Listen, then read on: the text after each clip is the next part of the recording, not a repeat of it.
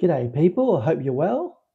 It's George with another episode of Message of Hope, straight from the 9th of August 2026. And I'm going to begin by the actor George Burns, the comedian. George Burns had a cigar in his hand for 70 years, 10, 15 a day perhaps, every single day, right up until the day he died, which is 100 years old. When he was 98, someone finally told him he should quit. Of course, his response was, if I'd taken my doctor's advice and quit smoking when he advised me to, I wouldn't have lived to go to his funeral. And that's the comedian's comment. Personally, I knew an elderly woman myself, was one of our neighbors. She smoked every single day of her life and was still mobile. Yeah, still getting around fine, well into her 70s. I didn't see her after we moved out of the neighborhood. Now, how does that work? I don't know. I mean, the man who broke every rule outlives most of the people who follow them all, right? The health rules. That's not a health tip I've just given you, but I think it's a mystery. And I don't think I'm supposed to solve it. I'm supposed to sit with it instead. I don't have the answers. Again, I read about another man this week too. He's 84 years old, or young, if you like, sibling through Costa Rica and cruising the Chilean tourist spots, still doing his own chores while his relatives try to take the broom out of his hands. Of course, he's still sharp, still got it there, and he still keep going. Because here's my version of the mystery. Yes, not too long ago, back in late 2021, I was hospitalized with COVID. And somewhere in that hospital bed, I'm going to be honest with you, part of me was ready to go. Now, I'm not being negative here, so hear me out. Don't look at it as despair. I want to be really clear about that. So I wasn't giving up in many ways. I was just, done being afraid of it. I mean, have you ever sat down and actually done the arithmetic on how many weekends you got left in your life? I mean, have you actually sat down and genuinely worked it out? Because I want to come back to that later.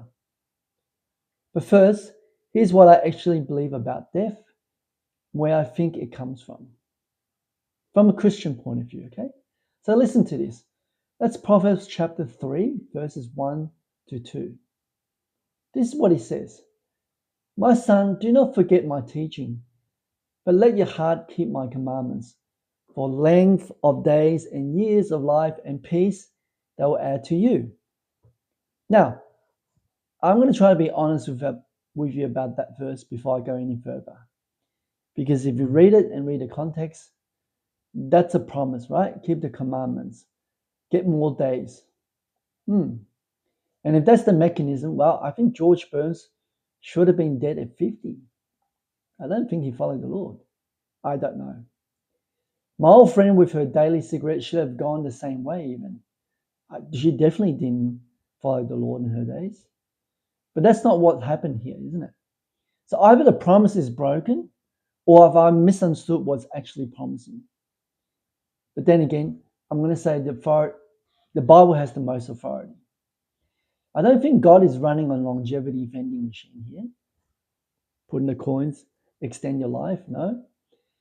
I don't think obedience buys you extra years the way a coupon, a shopping coupon, buys you a discount. Perhaps I think what King Solomon is actually describing is peace.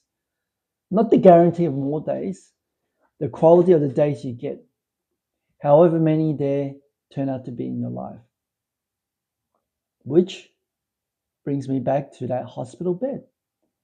I was so sick of it, right? It's not fun to be in hospital. Not just the illness itself so much, it's everything wrapped around it.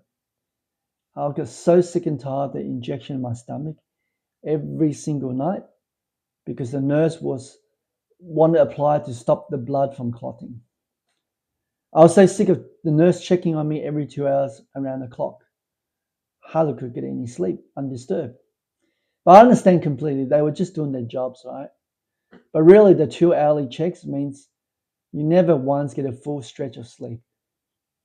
And the room, those four walls and window, I couldn't see much through because there was building just in front of it.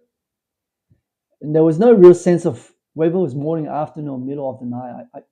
Now, of course, I know what the night is, but I genuinely lost track of what day it was. And that's not a comfortable place to be in, is it? Put in your comments there if you experienced something like that. May not be COVID. How did you go through it? Now, in the middle of all that, I wasn't ready to go because I was tired of living. I was ready to go because I was thankful. Genuinely very thankful. Because I've built a life I've never once expected to be handed, right?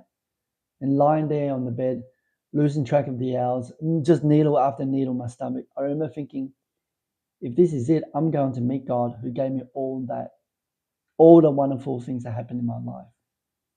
And there's nothing on the other side of that door to be afraid of. Please don't see that as defeat. My friends, I think that's the opposite of defeat. That's the peace what God actually looks like when he's tested for real, right? It's not delivered in a sermon or in a quiet moment of prayer, maybe, but in the hospital bed at 2 a.m, with a nurse's torch, not necessarily shine in your eyes, they wouldn't do that, but they want to see how you're going, right? So if you've got a second right now, put in the comments. Yeah, what age would you actually choose if you got to choose to see how far you want to live on this planet? I wonder what would that do to your life once you see that figure. But here's another question I really want you to leave with you. And I want you to actually do this, not just nod along, yes, George, I'll do it. Right? Consider do it. How many years you're hoping for? 60 more, 30 more, 10? Don't think that's an abstract number. That's a number you can count, right? Count on the number of weekends you got left. So work it out, write it down if you have to. Do this after you watch this video. And what would change in you if you actually knew that number? Right? If you have a good idea to say, maybe I've got 20 years left, would that change you? Now, I don't know why George Burns got 100 years and a cigar in every one of them. I don't know why the woman, the neighbor I knew, smoked every day and kept walking fine in her 70s. In fact, she was still babysitting her grandchild. I don't know why I coughed my way through a hospital ward in 2021, and I'm still here writing this to you. Well, the latter bit is probably by grace. But what I do know is this: length of stay. Well, you figure out. Length of stay was about peace, for the most part, I would say. All right, hit me with your comments of your opinion, whether you like or dislike. You can disagree with me. That's all for today, and that's today's message of hope. I'll see you tomorrow. Bye-bye.